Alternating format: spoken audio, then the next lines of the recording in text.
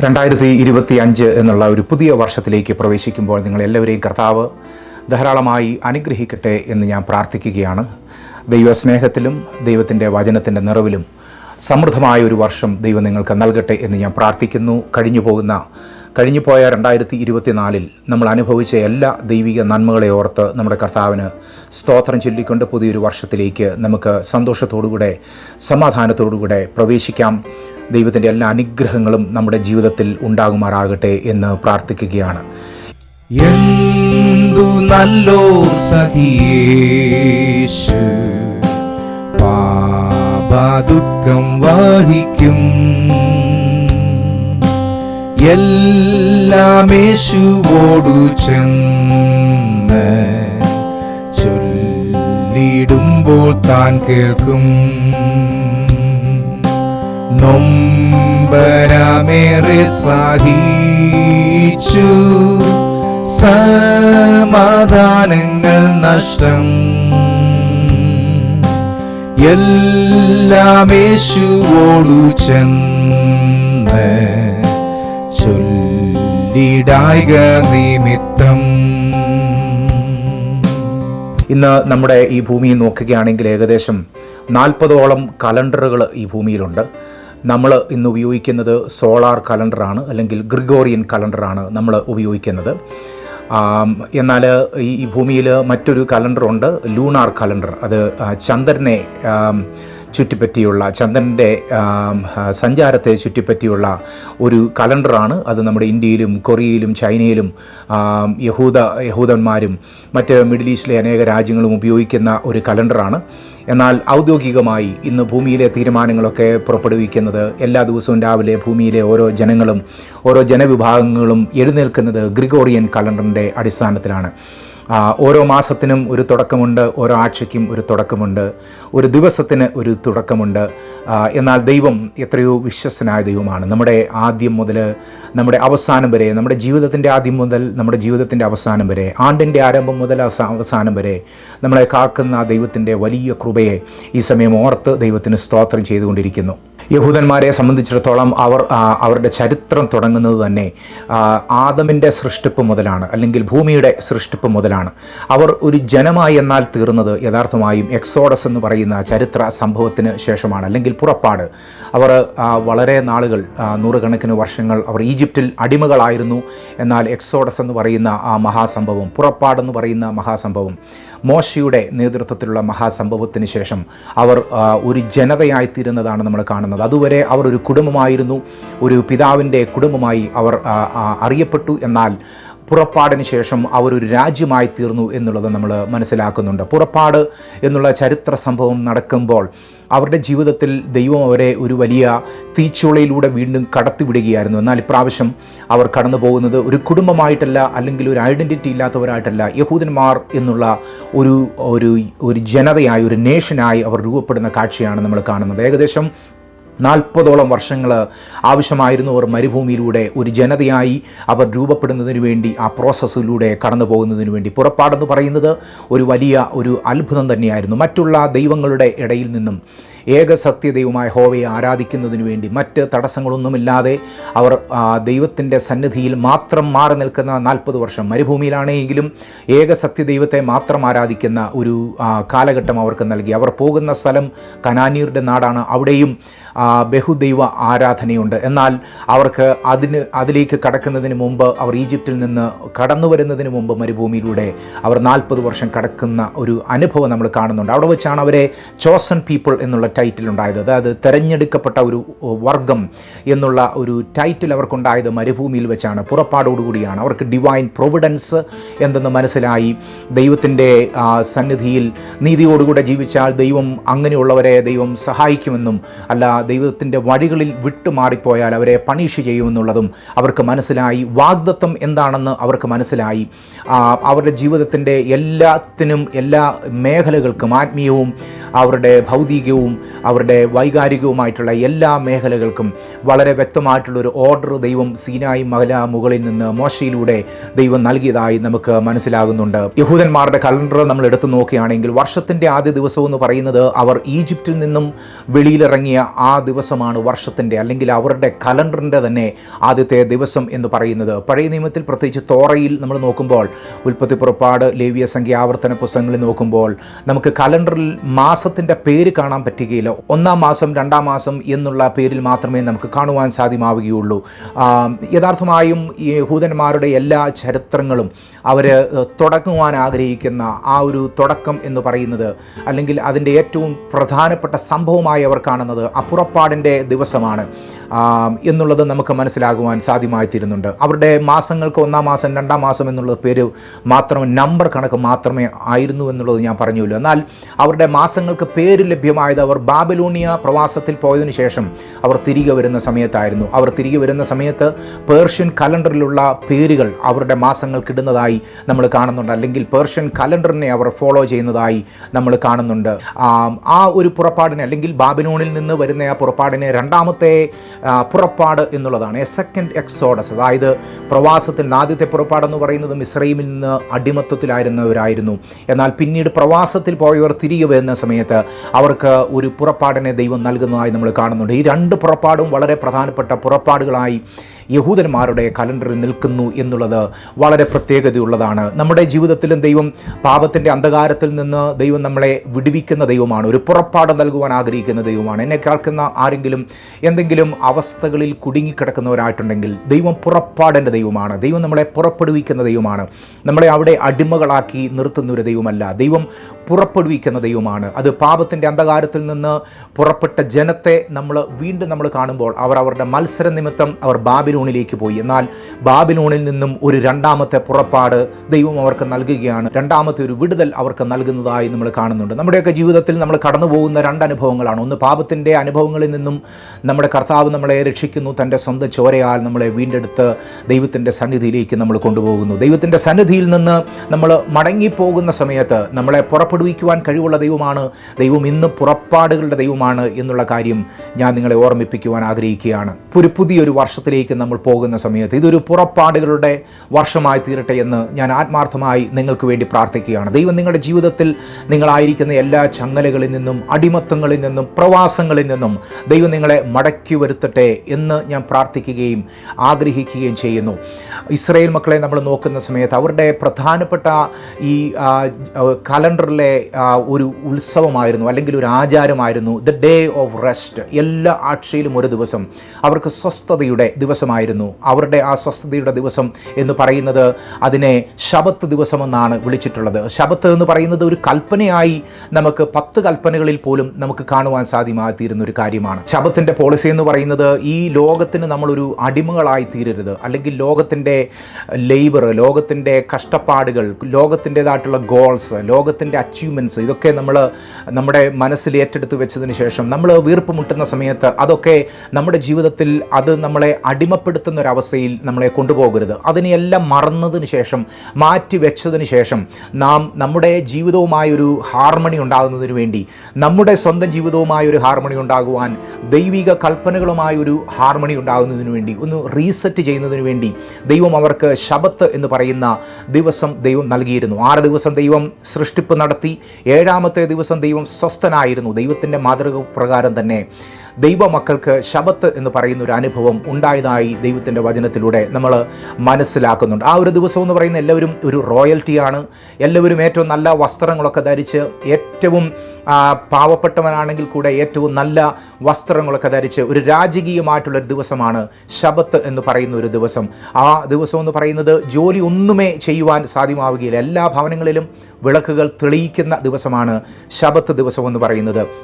ശബത്ത് ദിവസത്തിൻ്റെ തലേ ദിവസം വീടുകളെല്ലാം ക്ലീനാക്കും, വളരെ വൃത്തിയാക്കി എല്ലാ മാലിന്യങ്ങളെയും എല്ലാം എടുത്തു കളഞ്ഞ് എല്ലാം ഇരിക്കേണ്ട സ്ഥലങ്ങളിലൊക്കെ ഇരുത്തിയതിന് ശേഷം, എല്ലാ ഡിസ്ട്രാക്ഷൻസും മാറ്റിയതിന് ശേഷം, എല്ലാ നമ്മളുടെ ശ്രദ്ധ കളയുന്ന എല്ലാ കാര്യങ്ങളെയും മാറ്റിയതിന് ശേഷം വളരെ കൃത്യമായ ക്രമത്തിൽ അവരുടെ ജീവിതത്തെ സെറ്റ് ചെയ്തെടുക്കുന്ന ദിവസമാണ് ശബത്ത് ദിവസം എന്ന് പറയുന്നത്.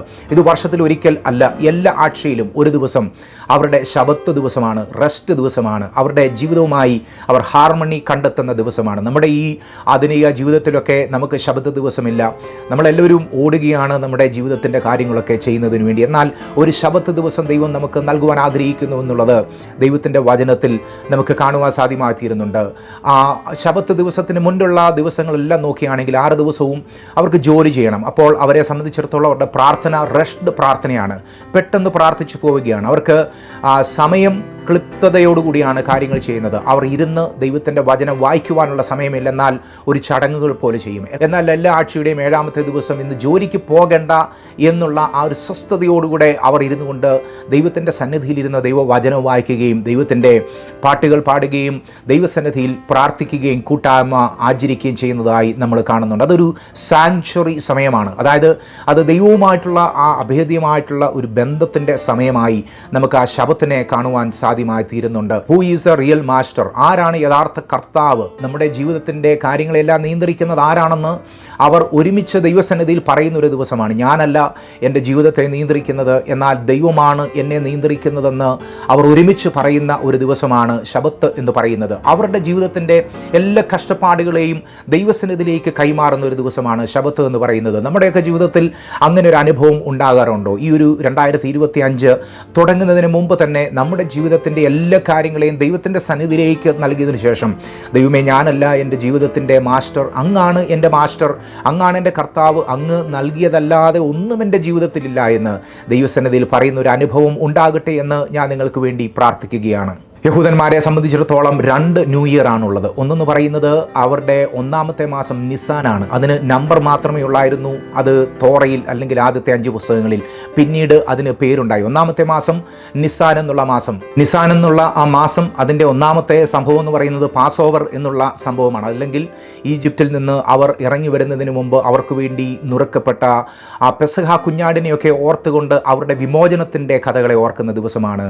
പാസ് ഓവർ ദിവസമാണ്, പാസ് ഓവർ മാസമാണ് നിസാൻ എന്ന് പറയുന്നത്. അത് അവരുടെ 1ാമത്തെ ന്യൂ ഇയർ ആണ്. 2ാമത്തെ ന്യൂ ഇയർ എന്ന് പറയുന്നത് റോഷ് ഹസാന എന്ന് പറയുന്ന ഒരു ദിവസമാണ്. അത് 7ാമത്തെ മാസത്തിലാണ്, ടിഷേറി എന്നുള്ള മാസത്തിലാണ്. അന്നാണ് അവർ കാഹളമൊക്കെ മുഴക്കി ആദ്യത്തെ ദിവസം അവർ ഭക്ഷിക്കുകയും ആരാധിക്കുകയും ആനന്ദിക്കുകയും ഒക്കെ ചെയ്യുന്നു. എന്നാൽ ആ മാസത്തിൽ തന്നെ ഒരു ശബത്തുണ്ട്. 10 നാൾ നീണ്ടു നിൽക്കുന്ന ആഘോഷങ്ങളുടെ ഒടുവിൽ വരുന്ന ആ ശബത്തിന് യോം കിപ്പൂർ എന്നാണ് പറയുന്നത്. അതെന്ന് പറയുന്നത് മഹാപാപ പരിഹാര ദിവസമാണ്. The day of atonement. ആ ഒരു വർഷത്തിലെ ഏറ്റവും പ്രധാനപ്പെട്ട ശബത്താണ് യോം കിപ്പൂർ എന്ന് പറയുന്ന ആ ശബത്ത് എന്ന് പറയുന്നത്. ശബത്തുകളുടെ ശബത്ത് എന്നാണ് പറയുന്നത്. എല്ലാവർക്കും വിമോചനവും സ്വാതന്ത്ര്യവും ലഭ്യമാകുന്ന ഒരു ശബത്താണ്. അന്നാണ് മഹാപുരോഹിതൻ ജനങ്ങളുടെ പാപ പരിഹാരത്തിനു വേണ്ടി അതിവിശുദ്ധ സ്ഥലത്തേക്ക് പോയി യാഗം കഴിച്ചതിന് ശേഷം ദൈവസന്നിധിയിൽ പ്രാർത്ഥന കഴിക്കുന്ന ആ ദിവസം എന്ന് പറയുന്നത് മഹാപാപ പരിഹാര ദിവസം എന്ന് പറയുന്ന ദിവസം. അവരെ സംബന്ധിച്ചിടത്തോളം the day of atonement, യോം Kippur എന്ന് പറയുന്നത്, മഹാപാപ പരിഹാര ദിവസം എന്ന് പറയുന്നത്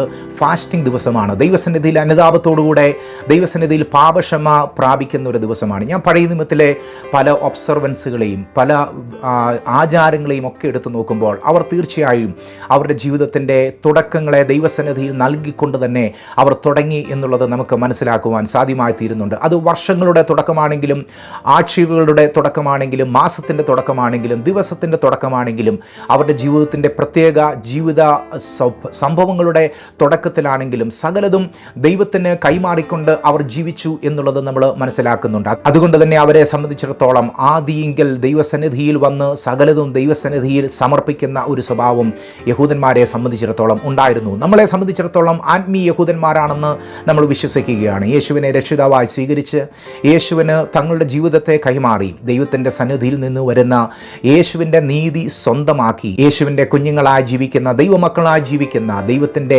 നീതിപുത്രി പുത്രന്മാരായി ജീവിക്കുന്ന നമ്മളെ സംബന്ധിച്ചിടത്തോളം ആത്മീയമായും നമ്മൾ യഹൂദന്മാരാണെന്ന് നമ്മൾ മനസ്സിലാക്കുകയാണ്.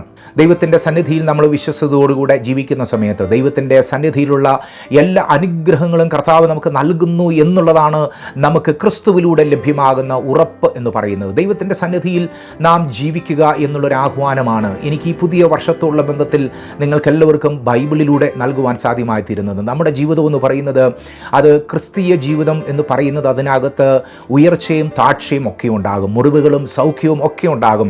നമ്മുടെ ദൈവം നമ്മളെ മുറിക്കുകയും മുറിവ് കെട്ടുകയും ചെയ്യുന്ന ദൈവമാണ്. നമ്മുടെ ജീവിതം എപ്പോഴും ഒരുപോലെ ആയിരിക്കണമെന്നില്ല. നമ്മുടെ ജീവിതത്തിൽ ദുഃഖമുണ്ടാകും, കണ്ണുനീരുണ്ടാകും, പ്രയാസമുണ്ടാകും.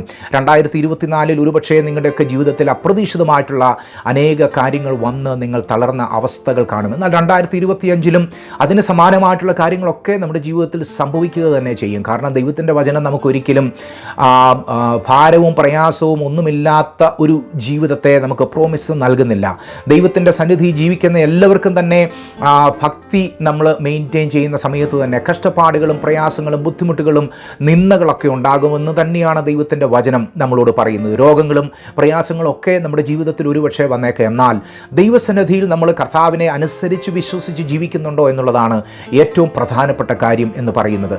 നമ്മളെ സംബന്ധിച്ച് ഒരു പുതിയ വർഷം വന്നു കഴിയുമ്പോൾ കർത്താവുമായി അലൈൻ ചെയ്യപ്പെടുവാൻ പറ്റിയ ഒരു സമയമാണ്. കർത്താവിനോടുകൂടെ ചേരുവാൻ പറ്റിയ ഒരു സമയമാണ്. നമ്മളുടെ ജീവിതത്തിൽ നമുക്ക് നഷ്ടമായതൊക്കെ ആ ദൈവസന്നിധിയിലേക്ക് കൊണ്ടുവന്ന് ചേർത്ത് പിടിക്കുവാൻ പറ്റിയ ഒരു നല്ല ഒരു അവസരമാണ് ഈ ദിവസം എന്ന് പറയുന്നത്. ഒരുപക്ഷെ ഇന്നത് സംഭവിക്കുമോ എന്ന് എനിക്കറിയില്ല. എന്നാൽ ഞാൻ നിങ്ങളെ ആഹ്വാനം ചെയ്യുകയാണ്, ദൈവത്തിൻ്റെ സന്നിധിയിൽ നിങ്ങൾക്ക് നഷ്ടപ്പെട്ടു പോയ എല്ലാ സൗഭാഗ്യങ്ങളിലേക്കും ക്രിസ്തുവിൽ മടങ്ങി വരുന്നതിന് വേണ്ടി ഒരു അവസരം ഈ ദിവസം നിങ്ങൾക്കുണ്ടാകട്ടെ എന്ന് ഞാൻ ആത്മാർത്ഥമായി പ്രാർത്ഥിക്കുകയാണ്. 1 ശമൂവേൽ 15-ാം അധ്യായം 22-ാമത്തെ വാക്യത്തെ അടിസ്ഥാനപ്പെടുത്തി ഒരു നല്ലൊരു പാട്ടുണ്ട്. ആ പാട്ട് നമുക്ക് ഒരുമിച്ച് പാടുവാനായി ഞാൻ നിങ്ങളെ ഈ സമയം ആഹ്വാനം നൽകുകയാണ്. അത് സ്ക്രീനിൽ എഴുതി കാണിക്കുന്ന സമയത്ത് നിങ്ങൾ എന്നോട് കൂടെ പാടും എന്ന് ഞാൻ പൂർണ്ണമായിട്ട് വിശ്വസിക്കുകയാണ്. ആ പാട്ടിന് വേണ്ടി നിങ്ങൾ തയ്യാറെടുക്കുമ്പോൾ അതിൻ്റെ പശ്ചാത്തലം ഞാൻ നിങ്ങളോട് പറയാം. ഇസ്രായേലിൻ്റെ 1ാമത്തെ രാജാവായിരുന്ന ശൗല് ദൈവത്തിൻ്റെ കൽപ്പന പ്രകാരം അമാലേക്യരെ തോൽപ്പിക്കുന്നതിന് വേണ്ടി പോയി. ദൈവം അവരോട് പറഞ്ഞിരുന്നു, നീ അവരെ തോൽപ്പിച്ചതിന് ശേഷം അവരുടെ കയ്യിലിരിക്കുന്നതൊന്നും നീ എടുത്തുകൊണ്ട് വരരുത്, അവരുടെ ആടുമാടുകളെയും മൃഗങ്ങളെയും ഒന്നും നീ കൊണ്ടുവരരുത്, അതിനെയെല്ലാം നശിപ്പിക്കണം, അത് അമാലേക്യരുടേതാണ്, അതിനെ നിന്റെ ദേശത്തേക്ക് കൊണ്ടുവരരുത് എന്ന് പറഞ്ഞിരുന്നു. എന്നാൽ ശൗലിൻ്റെ കൂട്ടാളികളും എല്ലാം പോയി വളരെ ലളിതമായി വളരെ പെട്ടെന്ന് തന്നെ അമാലേക്യരെ കൊന്നെടുക്കുന്നതായി നമുക്ക് കാണുന്നുണ്ട്. എന്നാൽ ശൗല് ചെയ്ത ഒരു കാര്യമുണ്ട്. യുദ്ധത്തിൽ ദൈവം പറഞ്ഞ കൽപ്പന ശൗല് മെയിൻറ്റെയിൻ ചെയ്യുവാൻ സാധ്യമായില്ല. ശൗല് അവിടെ ഉണ്ടായിരുന്ന മേത്തരമായ ആടുകളെയും മാടുകളെയും ഒക്കെ എടുത്തുകൊണ്ട് അവിടുത്തെ രാജാവിനെയും പിടിച്ചുകൊണ്ട് അദ്ദേഹം ഇസ്രായേലിൽ വന്ന് ദൈവത്തിന് യാഗം കഴിക്കുന്നതിന് വേണ്ടിയുള്ള കാര്യങ്ങൾ ക്രമീകരിക്കുകയാണ്. ഈ സമയം ശമൂവേൽ എന്ന് പറയുന്ന ഒരു പ്രവാചകൻ ആ ദേശത്ത് ജീവിച്ചിരുന്നു. ശമൂവേലിനോട് ദൈവം പറഞ്ഞു, ശൗല് എൻ്റെ ദൃഷ്ടിയിൽ തെറ്റ് ചെയ്തിരിക്കുന്നു, ആകയാൽ ശൗലിനെ നീ പോയി കാണണം എന്ന് പറഞ്ഞു. ശൗലിനെ സംബന്ധിച്ചിടത്തോളം വളരെ സന്തോഷത്തോടുകൂടി വരികയാണ്. ദൈവത്തിന് ആരാധന കഴിക്കുന്നതിന് വേണ്ടി ഇതാ ഞാൻ കൊള്ളയുമായി വരുന്നു. എന്നാൽ ശമൂവേൽ വളരെ വ്യക്തമായ ദൈവത്തിൻ്റെ ആലോചന പ്രാപിച്ചതിന് ശേഷം ശൗലിനെ എൻകൗണ്ടർ ചെയ്യുകയാണ്. ശൗലിനോട് പറയുകയാണ്, ശൗലെ, നീ എൻ്റെ സന്നിധിയിൽ തെറ്റ് ചെയ്തിരിക്കുന്നു. ഞാൻ നിന്നോട് കൽപ്പിച്ചത് ആടുമാടുകളെ ഒന്നും എടുക്കരുതെന്നാണ്, എന്നാൽ നീ ആടുമാടുകളുമായി വന്നിരിക്കുന്നു. അപ്പോൾ ശൗല് പറഞ്ഞു, അയ്യോ ശമൂവേലേ, അങ്ങനെ പറയരുത്, ഇതെൻ്റെ സ്വന്തം ആവശ്യത്തിന് വേണ്ടി ഞാൻ കൊണ്ടുവന്നതല്ല, ഇത് ദൈവത്തിന് ആരാധന കഴിക്കുന്നതിന് വേണ്ടി കൊണ്ടുവന്നതാണെന്ന് ശൗല് ശമൂവേലിനോട് പറയുകയാണ്. നമ്മൾ പലപ്പോഴും ആരാധിക്കുന്നത് മറ്റുള്ളവരുടെ ചെലവിലാണ്. മറ്റുള്ളവർ കഷ്ടപ്പെട്ടത്, മറ്റുള്ളവരുടെ അധ്വാനത്തിൻ്റെ ഫലം തിന്നുകൊണ്ട് കർത്താവിനെ ആരാധിക്കുന്ന സമയത്ത് ദൈവം പറയുകയാണ്, അങ്ങനെയുള്ളൊരു ആരാധനയല്ല ഞാൻ നിന്നെക്കുറിച്ച് ആഗ്രഹിക്കുന്നത്. ഇപ്പോൾ പിടിച്ച മീൻ, നീ പിടിച്ച മീൻ വല്ലതുമുണ്ടോ? നീ സ്വന്തമായി അധ്വാനിച്ച് എൻ്റെ സന്നിധിയിൽ കൊണ്ടുവരുന്നത് വല്ലതുമുണ്ടോ? അമാലേക്യരുടെ കരങ്ങളിൽ നിന്നും അമാലേക്യർ വളർത്തിയ ആടുമാടുകളുമായല്ല നീ എന്നെ ആരാധിക്കേണ്ടത്, എന്നാൽ നിനക്ക് എൻ്റെ സന്നിധിയിൽ എന്തിനെ കൊണ്ടുവരുവാൻ സാധ്യമായി തീരും. അങ്ങനെ സ്വന്തം ചിന്തയിൽ താൻ വളരെ വലിയൊരു നല്ല കാര്യം ചെയ്യുന്നു എന്ന് പറഞ്ഞുകൊണ്ടിരുന്ന ശൗലിനോട് ശമൂവേൽ പ്രവാചകൻ പറയുന്ന ഒരു വേദഭാഗമുണ്ട്. ആ വേദഭാഗം ഞാൻ നിങ്ങൾക്ക് വായിച്ച് കേൾപ്പിക്കുവാൻ ആഗ്രഹിക്കുകയാണ്. ആ വാക്യം എങ്ങനെയാണ്? യഹോവയുടെ കൽപ്പന അനുസരിക്കുന്നത് പോലെ ഹോമയാഗങ്ങളും ഹനനയാഗങ്ങളും യഹോവയ്ക്ക് പ്രസാദമാകുമോ? ഇതാ, അനുസരിക്കുന്നത് യാഗത്തെക്കാളും ശ്രദ്ധിക്കുന്നത് മുട്ടാടുകളുടെ മേധസ്സിനേക്കാളും നല്ലത്. Behold, to obey is better than sacrifice. അനുസരിക്കുന്നത് യാഗത്തെക്കാളും ശ്രദ്ധിക്കുന്നത് മുട്ടാടുകളുടെ മേധസ്സിനേക്കാളും നല്ലത്. 2025 നമ്മൾ പ്രവേശിക്കുന്ന സമയത്ത് ദൈവം നമ്മളോട് ആഗ്രഹിക്കുന്ന കാര്യം ദൈവത്തിൻ്റെ കൽപ്പനകളെ അനുസരിക്കുക, അവൻ്റെ സന്നിധിയോട് ചേർന്ന് നിൽക്കുക എന്നുള്ളതാണ്. ദൈവത്തിന് വേണ്ടി വലിയ വലിയ കാര്യങ്ങൾ ചെയ്യുന്നു എന്ന് ദുരഭിമാനത്തോടുകൂടെ നമ്മൾ നിൽക്കുവാനല്ല ദൈവം നമ്മളെക്കുറിച്ച് ആഗ്രഹിക്കുന്നത്. എന്നാൽ ദൈവത്തിൻ്റെ കൽപ്പന പ്രകാരം ദൈവത്തിന് വേണ്ടി പ്രവർത്തിക്കുവാൻ, ദൈവത്തെ സേവിക്കുവാൻ ദൈവം നമ്മളെക്കുറിച്ച് ആഗ്രഹിക്കുകയാണ്. എന്നിട്ട് ആ വചനം എങ്ങനെയാണ് പറയുന്നത്? മത്സരം ആഭിചാര ദോഷം പോലെയും ശാഠ്യം മിഥ്യാപൂജയും വിഗ്രഹാരാധനയും പോലെയും ആകുന്നു എന്ന് പറയുകയാണ്. മത്സരികളാകരുത്. നമ്മൾ മത്സരിച്ചാൽ അത് ആഭിചാരത്തിന് തുല്യമാണെന്ന്, അനുസരിക്കാതിരുന്നാൽ അത് ദൈവത്തിൻ്റെ സന്നിധിയിൽ പ്രസാദമല്ലെന്ന് ദൈവത്തിൻ്റെ വചനം നമ്മളോട് പറയുകയാണ്. ഈ വചനത്തിൻ്റെ അടിസ്ഥാനത്തിൽ 1886 ഡാനിയേൽ ബി ടോണർ എന്ന് പറയുന്ന ഒരു വ്യക്തി, D.L. മൂഡിയുടെ ഇവാഞ്ചലിസ്റ്റിക് ക്രൂസേഡുകളിൽ, ക്യാമ്പയിനുകളിൽ, മീറ്റിങ്ങുകളിൽ പാടുവാനായി ദൈവം ഉപയോഗിച്ചൊരു വ്യക്തിയാണ് ഡാനിയൽ ബി ടോണർ എന്ന് പറയുന്നത്. അവർ ഒരു മീറ്റിംഗ് നടത്തിക്കൊണ്ടിരുന്ന സമയത്ത് ഒരു ചെറിയൊരു ബൈബിൾ സ്റ്റഡിയിൽ വെച്ച് ഒരു വ്യക്തി എഴുന്നേറ്റ് ഒരു സാക്ഷ്യം പറയുകയാണ്. അദ്ദേഹത്തിൻ്റെ സാക്ഷ്യത്തിൽ നിന്നാണ് ഈ ഒരു പാട്ട് ഞാൻ പാടുവാനായി, നമ്മൾ ഒരുമിച്ച് പാടുവാനായി പോകുന്ന പാട്ട് രൂപപ്പെട്ടത്. ആ വ്യക്തി ഇങ്ങനെ എഴുന്നേറ്റ് ദൈവസന്നിധിയിൽ സാക്ഷ്യം പറഞ്ഞു, I am not quite sure, എനിക്ക് എന്താണ് എൻ്റെ ജീവിതത്തിൽ നടക്കുന്നതെന്നൊന്നും എനിക്കറിയില്ല, എനിക്ക് പൂർണ്ണമായ നിശ്ചയമില്ല ഞാൻ എങ്ങനെയാണ് പോകുന്നതെന്നൊക്കെ. എന്നാൽ അദ്ദേഹം പറയുകയാണ്, but I am going to trust, എന്നാൽ ദൈവസന്നിധി ഞാൻ ആശ്രയിക്കുവാൻ ഞാൻ തിരഞ്ഞെടുക്കുകയാണ്, ഞാൻ അതിനുവേണ്ടി ആഗ്രഹിക്കുന്നു. And I am going to obey, but I am going to trust and I am going to obey. ഞാൻ ദൈവത്തെ ആശ്രയിക്കുവാൻ പോവുകയാണ്, അവനെ അനുസരിക്കുവാനായി പോവുകയാണ്. എൻ്റെ മുൻപിൽ എങ്ങനെയുള്ളൊരു ജീവിതമാണെന്ന് എനിക്കറിയില്ല, എന്നാൽ ദൈവത്തെ ഞാൻ ആശ്രയിക്കുവാനായി പോവുകയാണ്. 2025 ക്രിസ്തുവിനോടുകൂടെ നിങ്ങൾ തുടങ്ങുക. ഒരുപക്ഷെ നിങ്ങൾ ഒരു കൂട്ടം ആൾക്കാരുടെ കൂടെ പോകാനായിരിക്കും നിങ്ങൾ ആഗ്രഹിക്കുന്നത്, എന്നാൽ കർത്താവ് നിങ്ങളോട് പറയുകയാണ്, സ്റ്റാർട്ട് വിത്ത് മീ, എന്നിലൂടെ തുടങ്ങുക, ഞാനായിരിക്കട്ടെ നിൻ്റെ ജീവിതത്തിൻ്റെ ആദ്യം. ഞാനല്ലയോ നിനക്ക് വേണ്ടി ജീവൻ നൽകിയത്, ഞാനല്ലയോ നിനക്ക് വേണ്ടി മരിച്ചത്, നീ എന്നെ അനുസരിച്ച് എൻ്റെ സന്നിധിയിൽ എനിക്കൊപ്പം നിൽക്കുവാൻ നിനക്ക് സാധ്യമായി തീരുമോ എന്ന് നമ്മുടെ കർത്താവ് നമ്മളോട് ആഹ്വാനം നൽകുകയാണ്. ഒരു നല്ല പാട്ട്, പഴയൊരു ഹിമ്മാണ്, അത് ഞാൻ മലയാളത്തിലേക്ക് ട്രാൻസ്ലേറ്റ് ചെയ്യുവാൻ ഞാൻ ശ്രമിച്ചിട്ടുണ്ട്. നിങ്ങൾക്ക് ഒരുമിച്ച് എന്നോട് കൂടെ പാടുവാൻ താല്പര്യമെങ്കിൽ നമുക്ക് ഒരുമിച്ച് പാടാം. ഇത് സ്ക്രീനിൽ ഞാൻ എഴുതി കാണിക്കുന്ന സമയത്ത് നിങ്ങൾ പാടുവാനായി നിങ്ങളുടെ നാവുകളെ തുറന്നാലും എന്ന് ഞാൻ നിങ്ങളോട് ആഹ്വാനം നൽകുകയാണ്.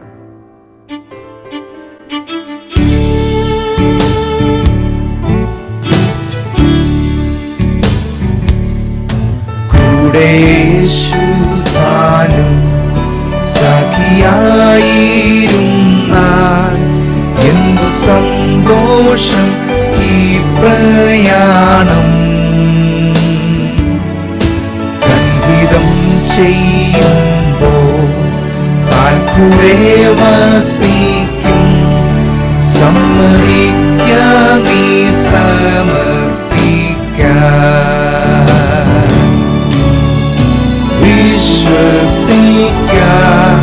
ആശ്രയം വയ്ക്കുക, ക്രിസ്തുവിൽ സമ്മോദിപ്പ,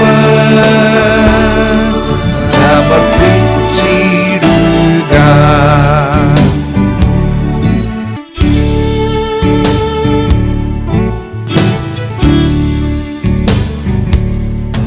ഭയം സംശയങ്ങൾ ഘോരമാം മേഘങ്ങൾ നീങ്ങും തന്റെ മുഖകാന്തിയാ,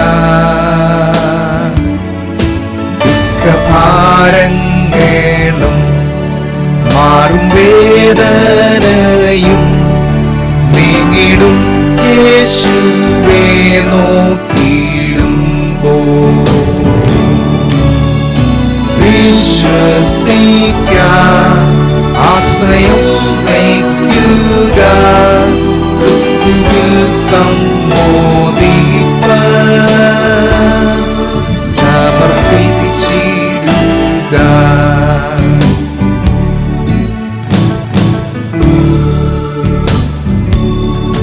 തന്റെ സന്നിധിയിൽ പാദപീഠത്തിന്മേൽ കേട്ടിടാൻ സദതം തൻ ശബ്ദം, ഇടറിടാതെ നാം, ഭയം നീടാതെ നാം യാത്രയാകാം താതൻ മാർഗത്തിൽ. വിശ്വസിക്കാം, ആശ്രയം വയ്ക്കുക, ക്രിസ്തുവിൽ സമ്മോദിപ്പ, സമർപ്പിച്ചിടുക.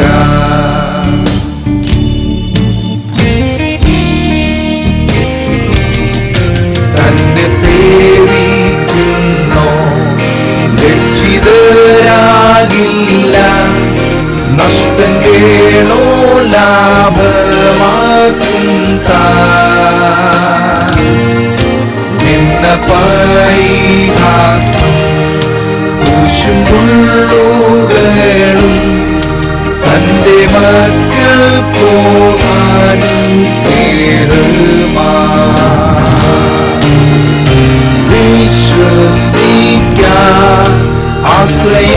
വയ്ക്കുക, ക്രിസ്തുവിൽ സംബോധിപ്പാൻ സമർപ്പിച്ചിടുക. Praise the Lord.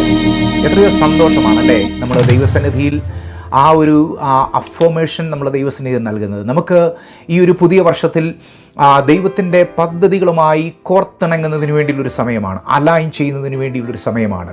ആ ദൈവത്തിൻ്റെ പദ്ധതികളുമായി കോർത്തിണങ്ങുവാനായി ദൈവത്തിൻ്റെ സന്നിധിയിൽ നമുക്ക് മറ്റു കുറുക്കു വഴികളൊന്നുമില്ല. എന്നാൽ പ്രധാനപ്പെട്ടത് നമ്മൾ ചെയ്യേണ്ട 2 കാര്യങ്ങളാണ്. കർത്താവിൽ വിശ്വസിക്കുക, അവനിൽ ആശ്രയം വെക്കുക. 2025 നിങ്ങളുടെ മുൻപിൽ എന്ത് സംഭവിച്ചാലും ദൈവത്തിൻ്റെ സന്നിധിയിൽ നിങ്ങൾ വിശ്വസിക്കണം, കർത്താവിൽ അവനിൽ ആശ്രയം വെക്കണം. ഈ ഭൂമിയിലുള്ള ആരിലും നിങ്ങൾ ആശ്രയം വെക്കരുതെന്ന് തന്നെയാണ് ദൈവത്തിൻ്റെ വചനം പറയുന്നത്. ഭൂമിയിലുള്ള എല്ലാവരിലും ആശ്രയം വെക്കുകയും അതിനോട് കൂടെ കർത്താവിലും എന്നുള്ളതല്ല, എന്നാൽ ഭൂമിയിലുള്ളവരിൽ നിങ്ങൾ ആശ്രയിക്കരുത്. സഹായിപ്പാൻ പറ്റാത്ത ആരിലും അരുത് എന്നുള്ളതാണ്. നിങ്ങൾ രഥങ്ങളിലോ കുതിരകളിലോ ഒന്നും ആശ്രയം വെക്കരുത് എന്നുള്ളതാണ്. ദൈവത്തിൻ്റെ സന്നിധിയിൽ നിങ്ങൾ നയിക്കുന്ന ഈ ക്രിസ്തീയ ജീവിതത്തിന് ഒരു റിവാർഡുണ്ട്, അതിനൊരു പ്രതിഫലമുണ്ട് എന്നുള്ളത് തന്നെയാണ് ദൈവത്തിൻ്റെ വചനം നമ്മളോട് പറയുന്നത്. ഈ പാട്ടെന്ന് പറയുന്നത് ജോൺ വെസ്ലിയുടെ മെത്തഡിസ്റ്റ് സഭയുടെ ഒരു പ്രധാനപ്പെട്ട ഒരു ഹിമ്മ് തന്നെയാണ്. ട്രസ്റ്റ് ആൻഡ് ഒബേ, അത് അവരുടെ ഒരു ആപ്തവാക്യം തന്നെയാണ്. നമ്മൾ കർത്താവിനെ പിൻപറ്റുക എന്ന് പറഞ്ഞാൽ പ്രധാനമായും അതിനകത്ത് കുറേയേറെ ദൈവിക കാര്യങ്ങൾ അടങ്ങിയിട്ടുണ്ട്. ചില കാര്യങ്ങൾ ഞാൻ നിങ്ങളോട് റിമൈൻഡ് ചെയ്യുവാൻ ആഗ്രഹിക്കുകയാണ്.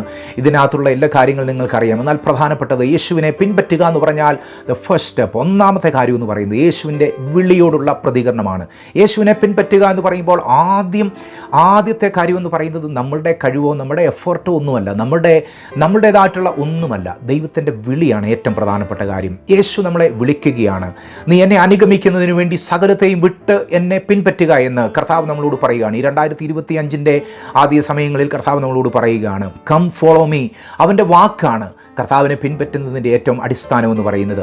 ആ വാക്കിനോട് എന്നാൽ നമ്മുടെ ഭാഗത്തിൽ നിന്ന് നമ്മൾ ചെയ്യേണ്ട കാര്യം പ്രതികരിക്കുക എന്നുള്ളതാണ്. കർത്താവ് നമ്മളോട് പറയുകയാണ്, എൻ്റെ പുറകെ വരുവാനായി പറയുന്ന സമയത്ത് ഇതാ ഞാൻ വരുന്നു, സകലം വിട്ട് അങ്ങയെ ഞാൻ അനുഗമിക്കുന്നു എന്നുള്ള ആ ഒരു പ്രതികരണം നമ്മുടെ ജീവിതത്തിൽ ആവശ്യമാണ്. നമ്മുടെ മീനിനെയും വലയെയും പടകിനെയും എല്ലാം വിട്ട് കർത്താവിനെ അനുഗമിക്കുന്ന ആ പ്രതികരണം നമ്മുടെ ജീവിതത്തിൽ ആവശ്യമാണ്. 2ാമത്തെ കാര്യം എന്ന് പറയുന്നത് മാനസാന്തരപ്പെടുക, യു ടേൺ എന്നുള്ളതാണ്. ദൈവത്തിൻ്റെ സന്നിധിയിൽ കർത്താവിൻ്റെ വഴികളിൽ നമ്മൾ പോകുന്ന സമയത്ത് നമ്മൾ പണ്ട് പൊയ്ക്കൊണ്ടിരുന്ന മാർഗങ്ങളിലൂടെ തന്നെ കർത്താവിനെ പിൻപറ്റുവാൻ സാധ്യമാവുകയില്ല. നമ്മൾ കർത്താവിനെ പിൻപറ്റുന്ന സമയത്ത് നമ്മൾ മാനസാന്തരപ്പെടേണ്ടതായിട്ടുണ്ട് എന്നുള്ളത് ദൈവത്തിൻ്റെ വചനം പറയുന്നു.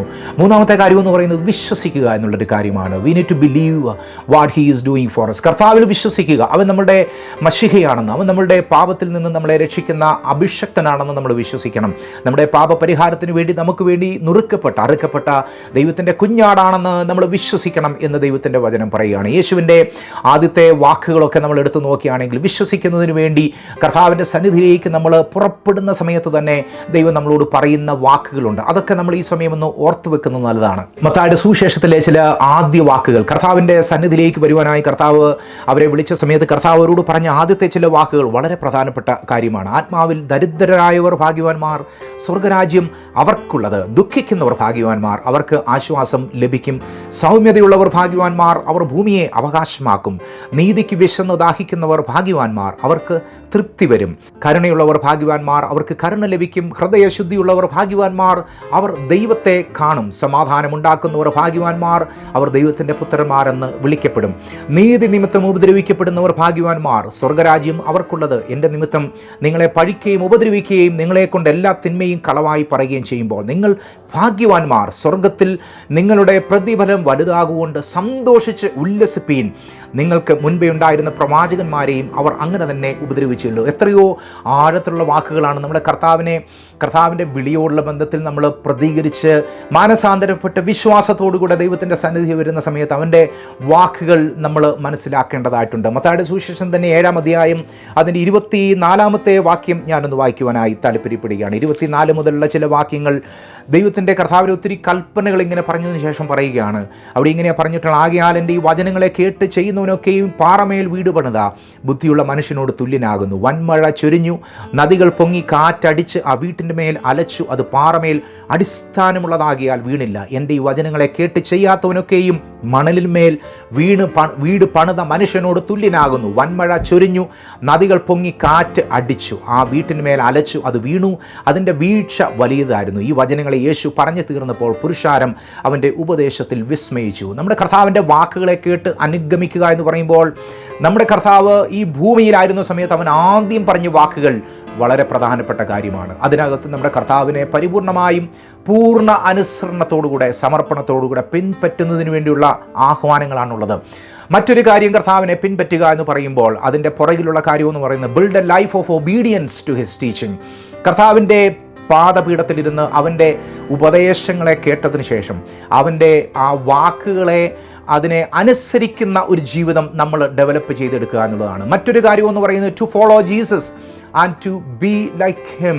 അതായത് നമ്മളെ കർത്താവിനെ നമ്മൾ പിൻപറ്റുന്നതിന് വേണ്ടി നമ്മുടെ ജീവിതത്തെ മാറ്റിവെച്ചതിന് ശേഷം ബി മോർ ലൈക്ക് ഹിം, അവനെ പോലെ ആയിത്തീരുവാൻ അനുദിനം നമ്മുടെ ജീവിതത്തെ നമ്മൾ സമർപ്പിക്കേണ്ടതായിട്ടുണ്ട്. കർത്താവിനെ പിൻപറ്റുവാനുള്ള ഒരു ആഹ്വാനമാണ് ഈ പുതിയ വർഷത്തിൻ്റെ ആദ്യ ദിവസങ്ങൾ നമുക്ക് നൽകുന്നത്. മറ്റൊരു കാര്യമെന്ന് പറയുന്നത് പരിപൂർണമായിട്ടും ഉള്ള ഒരു വിശ്വാസ ജീവിതം നയിക്കുക എന്നുള്ളതാണ്.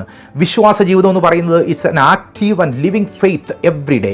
നമ്മുടെ കർത്താവിൽ ഓരോ ദിവസവും വിശ്വസിച്ചുകൊണ്ട് മുന്നോട്ട് ജീവിക്കുക എന്നുള്ളതാണ്. നമ്മുടെ ജീവിതത്തിൻ്റെ ചെറുതും വലുതുമായിട്ടുള്ള കാര്യങ്ങളിൽ bread and butter, salt and sugar, എല്ലാ കാര്യങ്ങളിലും നമ്മൾ കർത്താവിൽ വിശ്വസിക്കണം. ഒരുപക്ഷെ നിങ്ങളുടെ ജീവിതത്തിലെല്ലാം തകർന്ന് എല്ലാം നിങ്ങളുടെ കയ്യിൽ നിന്ന് വിട്ടുപോയതിനു ശേഷം എല്ലാവരുടെയും ജീവിതത്തിൽ എല്ലാം നടക്കുന്നുണ്ടെന്നാൽ നിങ്ങളുടെ ജീവിതം മാത്രം തകർന്ന് 2025 നിങ്ങൾ മുന്നോട്ട് പോവുകയാണെങ്കിൽ കർത്താവ് നിങ്ങളോട് പറയുകയാണ്, ഭയപ്പെടേണ്ട ആവശ്യമില്ല, എന്നിൽ പൂർണ്ണമായിട്ടും വിശ്വസിക്കുക എന്നുള്ളൊരു ആഹ്വാനം കർത്താവ് നമ്മളോട് പറയുകയാണ്. മറ്റൊരു കാര്യമെന്ന് പറയും, നമ്മുടെ ജീവിതത്തിൽ ഉള്ള വെല്ലുവിളികളെ വളരുവാനുള്ളൊരു അവസരമായി നിങ്ങൾ കാണണം. നിങ്ങളുടെയൊക്കെ ജീവിതത്തിൽ ഒരുപക്ഷെ 2024 ഒത്തിരി വെല്ലുവിളികൾ വന്നു കാണും. ഈ നിമിഷം തന്നെ ആദ്യത്തെ മണിക്കൂറുകളിൽ തന്നെ ഒത്തിരി വെല്ലുവിളികൾ നിങ്ങളുടെ മുൻപിൽ കാണും. ഒരുപക്ഷെ മനുഷ്യർ നിങ്ങളുടെ മുൻപിൽ ഉയർത്തുന്ന വെല്ലുവിളികൾ, മനുഷ്യർ നൽകുന്ന വെല്ലുവിളികൾ, ജോലി സ്ഥലത്തോ സ്വന്തം ഭവനങ്ങളിലോ ഒരുപക്ഷെ സമൂഹങ്ങളിലോ ഒക്കെ ഉള്ള വെല്ലുവിളികൾ, സാമ്പത്തികമായിട്ടുള്ള വെല്ലുവിളികൾ, ജോലിയില്ലാത്ത അനുഭവങ്ങൾ, വിസയൊക്കെ തീർന്നു പോകുന്ന അനുഭവങ്ങൾ, നിങ്ങളുടെ ഈ ഒരു രാജ്യത്തിൽ ഇരിക്കുന്നവർക്ക് ആ രാജ്യം വിട്ടുപോകേണ്ട അവസ്ഥകളൊക്കെ നിങ്ങളുടെ ജീവിതത്തിൽ വരുന്ന സമയത്ത് it's an opportunity to grow in faith. കർത്താവിൻ്റെ ആ വിശ്വാസത്തിൽ വളരുന്നതിന് വേണ്ടിയുള്ള ഒരു അവസരം മാത്രമായി നമ്മൾ അതിനെ കാണുക. അടുത്തൊരു കാര്യമെന്ന് പറയുന്നത് ശിഷ്യരാകുന്നതിന് വേണ്ടി നിങ്ങളുടെ ജീവിതത്തെ സമർപ്പിക്കുക. നമ്മുടെ ജീവിതം എന്ന് പറയുന്നത് കർത്താവിൻ്റെ ശിഷ്യന്മാരായി തീരുന്നതിന് വേണ്ടി കർത്താവ് നമ്മളെ തിരഞ്ഞെടുത്തിരിക്കുകയാണ്. നിന്നെപ്പോലെ തന്നെ നിൻ്റെ അയൽക്കാരനെ സ്നേഹിക്കുക എന്നുള്ളതാണ്. ശിഷ്യരാകുക എന്ന് പറഞ്ഞാൽ ചർച്ചിൽ പോകുക എന്നുള്ളത് മാത്രമല്ല അതിൻ്റെ അർത്ഥം. കർത്താവ് നിങ്ങൾക്കൊരു സഭ ആരാധിക്കുവാൻ നൽകിയിട്ടുണ്ടെങ്കിൽ കർത്താവിന് സ്തോത്രം ചെയ്യുകയാണ്. പ്രൈസ് ലോർഡ്, എത്രയോ സന്തോഷമാണ്. എന്നാൽ നിങ്ങളുടെ ജീവിതത്തിൽ അങ്ങനെ ചർച്ചിൽ പോകുന്നത് മാത്രമല്ല ശിഷ്യരാകുക എന്ന് പറയുന്നത്. ശിഷ്യരാകുക എന്ന് പറഞ്ഞാൽ അവൻ്റെ വാക്കുകളെ കേട്ട് നിൻ്റെ അയൽക്കാരനെ നിന്നെപ്പോലെ തന്നെ സ്നേഹിക്കുക, ശത്രുക്കളെ പോലും സ്നേഹിക്കുക എന്നുള്ളതാണ് ശിഷ്യരാകുക എന്നുള്ളതിൻ്റെ അർത്ഥമെന്ന് പറയുന്നത്. ഒരു സംഘടനയുടെ ഭാഗമായതിനു ശേഷം ലീഗലിസ്റ്റായി തീരുന്നതിന് വേണ്ടിയല്ല കർത്താവ് നമ്മളെ വിളിക്കുന്നത്. എന്നാൽ കർത്താവ് നമ്മളെ വിളിക്കുന്നത് തൻ്റെ ശിഷ്യന്മാരായി തീരുന്നതിന് വേണ്ടിയാണ്. ശത്രുക്കളെ പോലും സ്നേഹിക്കുന്നതിന് വേണ്ടി നമ്മുടെ കർത്താവ് നമ്മളോട് ആവശ്യപ്പെടുകയാണ്. മത്തായിയുടെ സുവിശേഷം 5-ാം അധ്യായത്തിൽ ഒരു നല്ലൊരു വാക്യമുണ്ട്. 43-ാമത്തെ അധ്യായത്തിൽ അത് ഇങ്ങനെ നമുക്ക് കാണുവാൻ സാധ്യമായി തീരുന്നുണ്ട്. കൂട്ടുകാരനെ സ്നേഹിക്കായെന്നും ശത്രുവിനെ പകയ്ക്കായെന്നും അരുളി ചെയ്ത് നിങ്ങൾ കേട്ടിട്ടുണ്ടല്ലോ. ഞാനോ നിങ്ങളോട് പറയുന്നത്, നിങ്ങളുടെ ശത്രുക്കളെ സ്നേഹിപ്പീൻ, നിങ്ങളെ ഉപദ്രവിക്കുന്നവർക്ക് വേണ്ടി പ്രാർത്ഥിപ്പീൻ, സ്വർഗസ്വനായ നിങ്ങളുടെ പിതാവിന് പുത്രന്മാരായി തീരേണ്ടതിന് തന്നെ എന്ന് ദൈവത്തിൻ്റെ വചനം പറയുകയാണ്. അതാണ് നമ്മുടെ കർത്താവിൻ്റെ ശിഷ്യനായി തീരുക എന്ന് പറഞ്ഞാൽ. നമ്മൾ കർത്താവിന് വേണ്ടി നമ്മൾ മറ്റുള്ളവരെ ക്ഷമിക്കുക എന്നുള്ളത് ദൈവത്തിൻ്റെ വചനത്തിൽ നമുക്ക് കാണുവാൻ സാധ്യമായി തീരുന്ന കാര്യങ്ങളാണ്. ഇതൊക്കെയാണ് നമ്മൾ കർത്താവിനെ പിൻപറ്റുക എന്ന് പറയുന്നത്. ദൈവത്തിൻ്റെ സന്നിധിയിൽ നമ്മൾ കർത്താവിനെ പിൻപറ്റുന്ന സമയത്ത് നമ്മുടെ ജീവിതത്തിൽ വെല്ലുവിളികളൊക്കെ ഒത്തിരി ഉണ്ടാവുമെങ്കിലും ഭയപ്പെട്ടു പോകരുത്. നമ്മുടെ കർത്താവ് എത്ര നല്ലവനായ ദൈവമാണെന്നറിയാമോ? അവൻ വയലിലെ താമരയെയും ആകാശത്തിലെ കാക്കകളെയും ഒക്കെ പുലർത്തുന്ന എത്രയോ നല്ല ദൈവമാണ്. അവൻ്റെ രാജ്യം നമ്മൾ അന്വേഷിച്ച് കർത്താവിൻ്റെ സന്നിധിയിൽ നമ്മൾ കണ്ണടച്ചങ്ങ് പോകുന്ന സമയത്ത് നമ്മുടെ കർത്താവ് നമ്മളെ അനുഗ്രഹിക്കുവാനായിട്ട് തുടങ്ങും. നമ്മുടെ ജീവിതത്തിൽ നമുക്ക് നഷ്ടപ്പെട്ടതൊക്കെ നമ്മുടെ കർത്താവ് നമുക്ക് മടക്കി തരും. ഒരുപക്ഷെ നിങ്ങളുടെ ജീവിതത്തിൽ സകലതും നഷ്ടപ്പെട്ട് നിങ്ങളിരിക്കുന്ന ഒരു വ്യക്തിയാണെങ്കിൽ കർത്താവിനെ പിൻപറ്റുന്നതിന് വേണ്ടി നിങ്ങളുടെ ജീവിതത്തെ ഒന്ന് സമർപ്പിച്ചു കൊടുക്കുക. അവൻ്റെ വചനങ്ങൾ അനുസരിക്കുന്നതിന് വേണ്ടി നിങ്ങളുടെ ജീവിതത്തെ ഒന്ന് സമർപ്പിച്ചു കൊടുക്കുക. ഈ 2025 പ്രിയ ദൈവ പൈതലേ, ദൈവം നിന്നെ മാനിക്കുക തന്നെ ചെയ്യും. ഈ 2025 എന്നുള്ള ആ ഒരു കണക്കിലോ സംഖ്യയിലോ ഒന്നുള്ളതല്ല, ഈ ഒരു വർഷം എന്നുള്ളതല്ല. ഇത് ഏത് സമയത്തും, വർഷത്തിൻ്റെ അവസാനമാണെങ്കിലും ഏത് സമയത്തും നമ്മൾ ഈ ഒരു പോളിസി നമ്മുടെ ജീവിതത്തിൽ അപ്ലൈ ചെയ്താൽ ഈ ദൈവം നമ്മളെ അനുഗ്രഹിക്കുക തന്നെ ചെയ്യും എന്ന് ഞാൻ പൂർണ്ണമായിട്ടും വിശ്വസിക്കുകയാണ്. നമ്മുടെ കർത്താവിനെ പിൻപറ്റുക എന്ന് പറഞ്ഞാൽ അതിൻ്റെ ഏറ്റവും അവസാനത്തെ പ്രധാനപ്പെട്ട ഒരു സ്റ്റെപ്പുണ്ട്. അതെന്ന് പറയുന്നത് അന്ത്യത്തോളം അവനെ ഫോളോ ചെയ്യുക എന്നുള്ളതാണ്. Though no one go with me, എൻ്റെ കൂടെ ആരും വന്നില്ലെങ്കിലും I will still follow Jesus. I have decided to follow Jesus. It's a decision. നമ്മൾ കർത്താവിനെ പിൻപറ്റുന്നതിന് വേണ്ടി നമ്മൾ എടുക്കുന്ന ഒരു തീരുമാനമാണ്. ആ തീരുമാനത്തിൽ നമ്മൾ ഉറച്ചു നിൽക്കുന്ന സമയത്ത് നമ്മുടെ കർത്താവിന് വേണ്ടി ജീവിക്കുവാൻ ദൈവം നമ്മളെ സഹായിക്കും. കർത്താവിന് വേണ്ടി അന്ത്യത്തോളം നമ്മൾ പോകുവാനായി നമ്മുടെ ജീവിതത്തെ നമ്മൾ സമർപ്പിക്കേണ്ടതായിട്ടുണ്ട്. നമ്മൾ കർത്താവിന് വേണ്ടി അന്ത്യത്തോളം പോകുക എന്ന് പറയുമ്പോൾ അതിനകത്ത് ഒത്തിരി സാക്രിഫൈസ് ഉണ്ട്. ഒരുപക്ഷെ നമുക്ക് ഇഷ്ടമില്ലാത്ത അനേക തീരുമാനങ്ങൾ ദൈവത്തിൻ്റെ വചനപ്രകാരം നമ്മൾ എടുക്കേണ്ടതായിട്ട് വരും. അങ്ങനെയൊക്കെ വരുന്ന സമയത്ത് അത് ബിയോണ്ട് ഹ്യൂമൻ കപ്പാസിറ്റിയാണ്. അതായത് നമ്മുടെ സ്വന്തം കഴിവിൻ്റെ അപ്പുറത്തുള്ള കാര്യമാണ്. ഒരു മനുഷ്യൻ്റെ മാനുഷികമായിട്ടുള്ള അനുഭവങ്ങളുടെ അടിസ്ഥാനത്തിൽ ഒരിക്കലും കർത്താവിനെ നമുക്ക് പിൻപറ്റുവാൻ സാധ്യമാവുകയില്ല. അതുകൊണ്ട് തന്നെയാണ് കർത്താവ് തൻ്റെ ആത്മാവിനെ നമ്മുടെ മേൽ നൽകിയത്. പരിശുദ്ധാത്മാവിനെ നമുക്ക് നൽകിയിരിക്കുകയാണ്. പരിശുദ്ധാത്മാവിനെ നമുക്ക് നൽകിയതിന് ശേഷം ആ പരിശുദ്ധാത്മാവിൻ്റെ നിറവിലും അഭിഷേകത്തിലും മാത്രമേ നമ്മുടെ കർത്താവിനെ നമുക്ക് പിൻപറ്റുവാനായി സാധ്യമായി തീരുകയുള്ളൂ എന്ന് ദൈവത്തിൻ്റെ വചനം നമ്മളോട് പറയുകയാണ്. നമുക്ക് ഒരുമിച്ച് ഒരു പാട്ട് കൂടെ ഈ സമയം നമുക്ക് പാടാം. എന്ത് നല്ലോർ സഖി യേശു, what a friend we have in Jesus. വളരെ മനോഹരമായിട്ടുള്ള ഒരു പാട്ടാണ്. അയർലൻഡിൽ ജനിച്ചു വളർന്ന ജോസഫ് സ്ക്രിവൻ എന്ന് പറയുന്ന ഒരു വ്യക്തി തൻ്റെ ജീവിതത്തിൽ ഒത്തിരി പ്രയാസങ്ങളിലൂടെ നഷ്ടങ്ങളിലൂടെ കടന്നുപോയി. അദ്ദേഹം തൻ്റെ ജീവിതത്തെ എല്ലാം മറന്ന് അദ്ദേഹം ഒരു പുതിയ ജീവിതം ആരംഭിക്കുന്നതിന് വേണ്ടി അദ്ദേഹം കാനഡയിലേക്ക് അദ്ദേഹം വരുന്ന ഒരു ചരിത്രമുണ്ട്. അദ്ദേഹം വന്നതിന് ശേഷം കാനഡയിൽ പീറ്റർബറോ എന്ന് പറയുന്ന ഒരു സ്ഥലത്ത് അദ്ദേഹം പോർട്ട് ഹോപ്പ് എന്നുള്ള ഒരു സ്ഥലത്ത് അദ്ദേഹം താമസം ആരംഭിക്കുകയും അദ്ദേഹം അവിടെ അനേകരെ സഹായിക്കുകയും ഒക്കെ ചെയ്തു. അവിടെയും അദ്ദേഹത്തിൻ്റെ ജീവിതത്തിൽ വളരെ വലിയ നഷ്ടങ്ങളൊക്കെ ഉണ്ടായി. അദ്ദേഹത്തിൻ്റെ പെട്ടിയിൽ അദ്ദേഹം എഴുതിയ ഒരു വരികളാണ്, തൻ്റെ അമ്മയ്ക്ക് എഴുതിയ കത്തുകളുടെ ഒരു വരികളാണ് നമുക്ക് പിന്നീട് വളരെ പ്രധാനപ്പെട്ട ഒരു പാട്ടായി തീർന്നത്. ഒരുപക്ഷേ ക്രിസ്ത്യാനികളുടെ തന്നെ ദൈവമക്കളുടെ തന്നെ ഒരാന്തമായി നിൽക്കുന്ന ഒരു പാട്ടാണ് what a friend we have in Jesus. ആ പാട്ട് നമുക്ക് മലയാളത്തിൽ അത് പഴയൊരു പരിവർത്തനം തന്നെ അതിനകത്ത് കിടപ്പുണ്ട്. അത് നമുക്ക് ഒരുമിച്ച് പാടുന്നതിന് വേണ്ടി നിങ്ങൾ എന്നോടുകൂടെ ഈ പാട്ടും ചേർന്ന് പാടണം. നിങ്ങളുടെ നാവ് തുറന്ന് തന്നെ നിങ്ങൾ പാടി നമുക്ക് പുതിയ വർഷത്തിലേക്ക് പ്രവേശിക്കാം. നമ്മുടെ കർത്താവ് നമ്മളെ സഹായിക്കുമാറാകട്ടെ.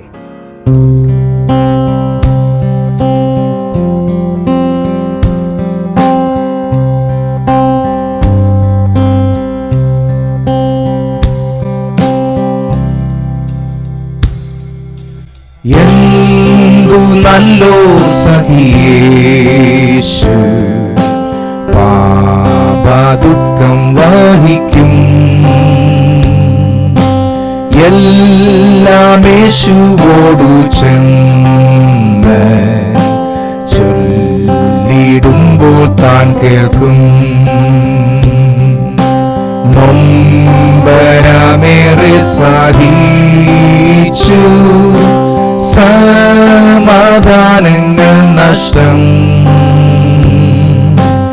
എല്ലാം യേശുവോടു ചെന്ന് ചൊല്ലിടായിക നിമിത്തം.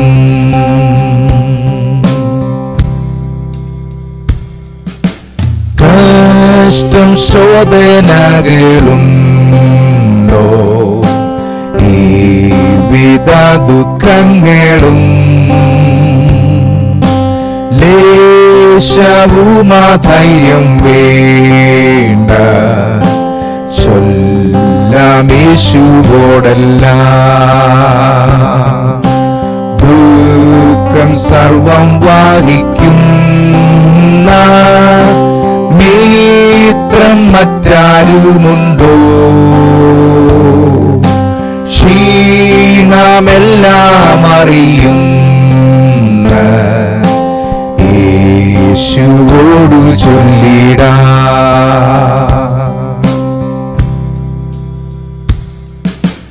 ഉണ്ടോ ഭാരം വൈഷമ്യങ്ങൾ, തുമ്പങ്ങളും അസംഖ്യം.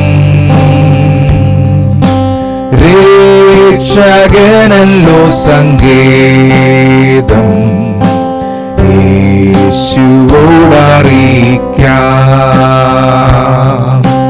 മിത്രങ്ങൾ നിന്ദിക്കുന്നുണ്ടോ,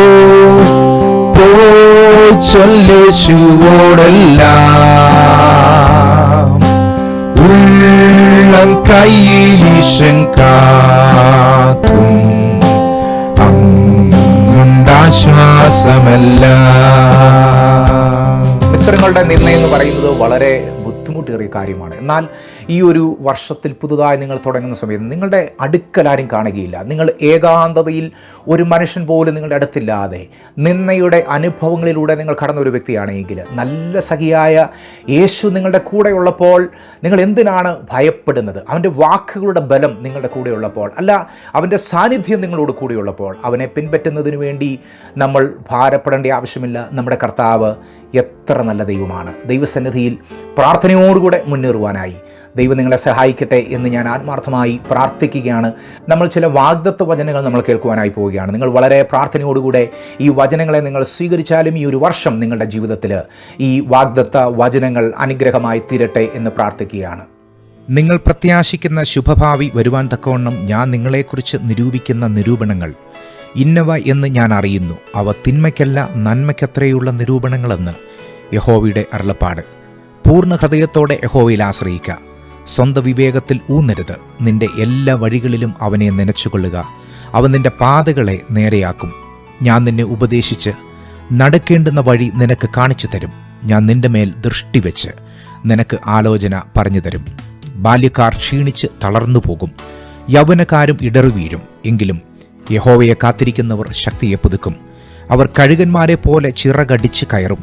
അവർ തളർന്നു പോകാതെ ഓടുകയും ക്ഷീണിച്ചു പോകാതെ നടക്കുകയും ചെയ്യും. സമാധാനം ഞാൻ നിങ്ങൾക്ക് തന്നേച്ചു പോകുന്നു. എൻ്റെ സമാധാനം ഞാൻ നിങ്ങൾക്ക് തരുന്നു. ലോകം തരുന്നത് പോലെ അല്ല ഞാൻ നിങ്ങൾക്ക് തരുന്നത്. നിങ്ങളുടെ ഹൃദയം കലങ്ങരുത്, ഭ്രമിക്കുകയും അരുത്. കർത്താവിൽ എപ്പോഴും സന്തോഷിപ്പീൻ സന്തോഷിപ്പീൻ എന്ന് ഞാൻ പിന്നെയും പറയുന്നു. നിങ്ങളുടെ സൗമ്യത സകല മനുഷ്യരും അറിയട്ടെ. കർത്താവ് വരുവാൻ അടുത്തിരിക്കുന്നു. ഒന്നിനെക്കുറിച്ചും വിചാരപ്പെടരുത്. എല്ലാറ്റിലും പ്രാർത്ഥനയാലും അപേക്ഷയാലും നിങ്ങളുടെ ആവശ്യങ്ങൾ സ്തോത്രത്തോടുകൂടെ ദൈവത്തോട് അറിയിക്കത്രേ വേണ്ടത്. എന്നാൽ സകല ബുദ്ധിയെയും കവിയുന്ന ദൈവസമാധാനം നിങ്ങളുടെ ഹൃദയങ്ങളെയും നിലവുകളെയും ക്രിസ്തുയേശുവിങ്കൽ കാക്കും. എന്നാൽ ദൈവത്തെ സ്നേഹിക്കുന്നവർക്ക്, നിർണയപ്രകാരം വിളിക്കപ്പെട്ടവർക്ക് തന്നെ സകലവും നന്മയ്ക്കായി കൂടി വ്യാപരിക്കുന്നുവെന്ന് നാം അറിയുന്നു. നിന്റെ ദൈവമായ യഹോവ നീ പോകുന്നിടത്തൊക്കെയും നിന്നോട് കൂടെ ഉള്ളതുകൊണ്ട് ഉറപ്പും ധൈര്യവുമുള്ളവനായിരിക്കുക. ഭയപ്പെടരുത്, ഭ്രമിക്കുകയുമരുത് എന്ന് ഞാൻ നിന്നോട് കൽപ്പിച്ചുവല്ലോ. ഇനി മരണം ഉണ്ടാകുകയില്ല, ദുഃഖവും മുറവിളിയും കഷ്ടതയും ഇനി ഉണ്ടാകുകയില്ല. ഒന്നാമത്തേത് കഴിഞ്ഞുപോയി. സിംഹാസനത്തിൽ ഇരിക്കുന്നവൻ ഇതാ ഞാൻ സകലവും പുതുതാക്കുന്നു എന്ന് അരുളി ചെയ്തു. എഴുതുക, ഈ വചനം വിശ്വാസയോഗ്യവും സത്യവുമാകുന്നു എന്ന് അവൻ കൽപ്പിച്ചു. പിന്നെയും അവൻ എന്നോട് അരുളി ചെയ്തത്, സംഭവിച്ചു തീർന്നു. ഞാൻ അൽഫയും ഒമേഗയും ആദിയും അന്തവും ആകുന്നു. ദാഹിക്കുന്നവന് ഞാൻ ജീവനീരുറവിൽ നിന്ന് സൗജന്യമായി കൊടുക്കും. ജയിക്കുന്നവന് ഇത് അവകാശമായി ലഭിക്കും. ഞാൻ അവന് ദൈവവും അവൻ എനിക്ക് മകനുമായിരിക്കും. നിങ്ങൾ കേട്ട ഈ വാഗ്ദത്ത വചനങ്ങൾ പോലെ തന്നെ നിങ്ങളുടെ ജീവിതത്തിലെ എല്ലാ മേഖലകളിലും കർത്താവിന് അനുഗ്രഹം ഉണ്ടായിരിക്കുമാറാകട്ടെ. നിങ്ങളുടെ ജീവിതം ഈ ഒരു വർഷം തുടങ്ങുന്നത് കർത്താവിനോട് കൂടിയായിരിക്കട്ടെ. ഇത് അവസാനിക്കുന്നതും കർത്താവിനോട് കൂടിയായിരിക്കട്ടെ. ഇതിൻ്റെ ഇടയിൽ എന്തെല്ലാം പ്രശ്നങ്ങൾ വന്നാലും ഉറപ്പ് വേണം, ഉള്ളം കയ്യിൽ കാക്കുവാൻ കഴിവുള്ളൊരു ദൈവമാണ് നമ്മുടെ ദൈവം എന്ന് പറയുന്നത്. ഞാൻ നിങ്ങൾക്ക് വേണ്ടി ഒരു നിമിഷം പ്രാർത്ഥിക്കുവാനായി താല്പര്യപ്പെടുകയാണ്. ഒരു നിമിഷം നിങ്ങൾ ആ ഇരിക്കുന്ന ഇരിപ്പിൽ, നിൽക്കുന്ന നിൽപ്പിൽ തന്നെ ഒരു പക്ഷേ നിങ്ങളുടെ ജീവിതത്തെ സമർപ്പിച്ചുകൊണ്ട് പ്രാർത്ഥിച്ചാലും നമ്മുടെ കർത്താവിൻ്റെ എല്ലാ അനുഗ്രഹങ്ങളും നമ്മുടെ ജീവിതത്തിൻ്റെ മേൽ വരുവാൻ ഈ ഒരു വർഷം കർത്താവ് നിങ്ങളെ അനുഗ്രഹിക്കുമാറാകട്ടെ. ഞങ്ങളെ സ്നേഹിക്കുന്നവനായ ഞങ്ങളുടെ ദൈവമേ, സ്വർഗീയ പിതാവേ, അങ്ങയുടെ മക്കളാകുന്ന ഞങ്ങൾക്ക് തിരുസന്നിധിയിൽ വന്ന് ഈ 2025 അങ്ങ് ആരാധിക്കുന്നതിന് വേണ്ടി ഞങ്ങളുടെ ജീവിതത്തിൽ ഒരുക്കിയ വലിയ ഭാഗ്യത്തിനായി സ്തോത്രം. അങ്ങ് ഞങ്ങളുടെ മുൻപിൽ കരുതിയിട്ടുള്ള എല്ലാ വലിയ കരുതലുകൾക്കുമായി ഞങ്ങൾ അങ്ങോട്ട് നന്ദി പറയുകയാണ്. കഴിഞ്ഞ വർഷം ഞങ്ങളുടെ ജീവിതത്തിൽ ഉണ്ടായിരുന്ന ആ വെല്ലുവിളികളുടെ നടുവിൽ പലതും ഞങ്ങൾ പഠിക്കാതെ പോയിട്ടുണ്ടെങ്കിൽ, അതേ ഞങ്ങളിപ്പോൾ നിൽക്കുന്ന വെല്ലുവിളികളുടെ നടുവിൽ ഞങ്ങൾ പലതും പഠിക്കുവാൻ മറക്കുന്നുണ്ടെങ്കിൽ ഞങ്ങൾ തിരുസന്നിധി ഞങ്ങൾ അനുസരിച്ച് ആശ്രയിക്കുകയാണ് കർത്താവേ. ദൈവമേ, ഈ വചനം ശ്രവിക്കുന്ന അങ്ങയുടെ മക്കളുടെ ജീവിതത്തിൽ ഒരു രോഗമുണ്ടെങ്കിൽ അതിൻ്റെ മേൽ ഒരു വിടുതൽ അങ്ങ് നൽകുമാറാകണമേ. അവരുടെ കടഭാരങ്ങളുടെ മേൽ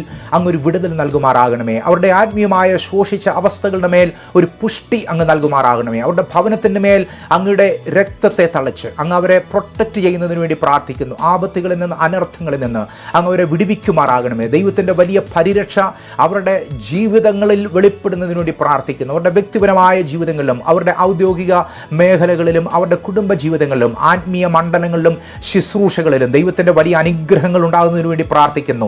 ഇത് കേൾക്കുന്ന ഓരോ ദൈവമക്കളെയും, ഓരോ കുഞ്ഞുങ്ങളെയും, ഓരോ ദൈവദാസന്മാരെയും ദൈവമേ അങ്ങ് അനുഗ്രഹിക്കുന്നതിന് വേണ്ടി ഞങ്ങൾ ഒരുമിച്ച് ചേർന്ന് പ്രാർത്ഥിക്കുന്നു. 2025 എന്നുള്ള വർഷം അത് കർത്താവിനോട് കൂടെ ചേർന്ന് നടക്കുന്ന ഒരു വർഷമായി തീരുന്നതിന് വേണ്ടി തിരുസന്നിധിയിൽ ഈ ഒരു വർഷത്തെ ഞങ്ങളുടെ ദിവസങ്ങളെ സമർപ്പിച്ച് ഞങ്ങൾ പ്രാർത്ഥിക്കുകയാണ്.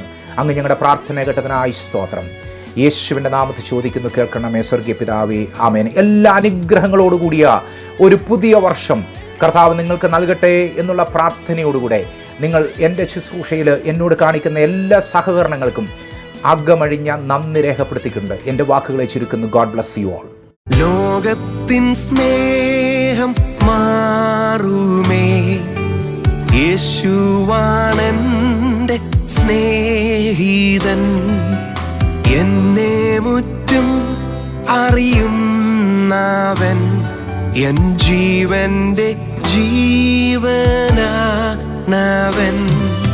മണ്ണാകും ഈ ശരീരവും മൺമയമാം സകലവും വിട്ടങ്ങു ഞാൻ പറന്നിടും ശാശ്വതമാം ഭവനത്തിൽ. മണ്ണാകും ഈ ശരീരവും മൺമയമാം സകലവും വിട്ടങ്ങു ഞാൻ പറന്നിടും ശാശ്വതമാം ഭവനത്തിൽ. എന്നുള്ളം ക്ഷീണിക്കും നേരം ഞാൻ പാടും യേശുവിൻ ഗീതം. ചിറകിൽ ഞാൻ പറന്നുയരും ഉയരത്തിൽ നാഥൻ സന്നിധി. എന്നുള്ളം ക്ഷീണിക്കും നേരം ഞാൻ പാടും യേശുവിൻ ഗീതം. ചിറകിൽ ഞാൻ പറന്നുയരും ഉയരത്തിൽ നാഥൻ സന്നിധി.